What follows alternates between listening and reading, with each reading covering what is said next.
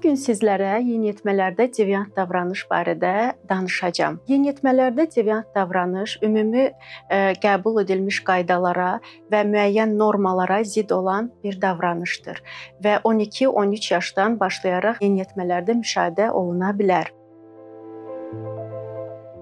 Yeniyetmələrdə deviant davranışın bir neçə növü mövcuddur. Yeniyetmələr adətən öz-özünə zərər vermə, intihar meyillikləri müşahidə olunur. İkinci, antisosial, bura misal üçün alkoqolizm aiddir. Üçüncü, delikvent, yəni qeyri-qanuni davranışlar bura aid ola bilər. Soyğunçuluq, zorakılıq, oğurluq və s.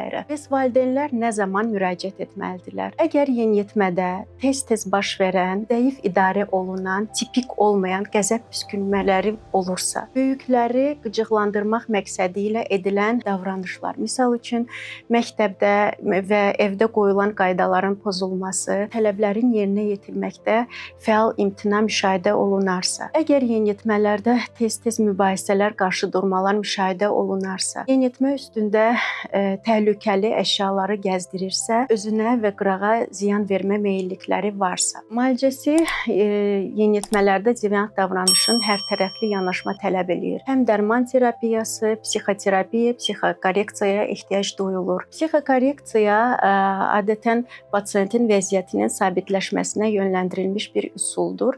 Bu zaman yeniyetmənin təfəkkürü və diqqəti inkişaf edir, duyğuları isə sabitləşməyə üzrə doğru gedir. Psixokorreksiyanın uğurlu meyarlarından biri də özünə inamın artırmasıdır. Yeniyetmə artıq öyrənməyə və dərs prosesinə maraq göstərməyə başlayır. Psixoterapiya yeniyetmənin xarakter xüsusiyyətlərini öyrənmək, başa düşmək və onlara nəzarət etməyi öyrənmək məqsədi daşıyır. Yadda saxlamaq lazımdır ki, psixoterapiya tək yeniyetmə yox, eyni zamanda ailə üzvləri də daxil olmalıdır. Ümumiyyətlə, yeniyetmələrdə deviant davranış düzələ bilən bir problemdir. Lakin vaxtında müraciət olunmasa, simptomlara məhəl qoyulmasa, fəsadların inkişafı ilə rastlaşa bilərsiniz. Çünki yeniyetmədə deviant davranış bir dəfəlik xarakterini itirir və yeniyetmənin davranış əsasına çevrilir və yeniyetmə ola bilsin ki, həyatı boyu bu nümunəni qoruyub saxlayacaq.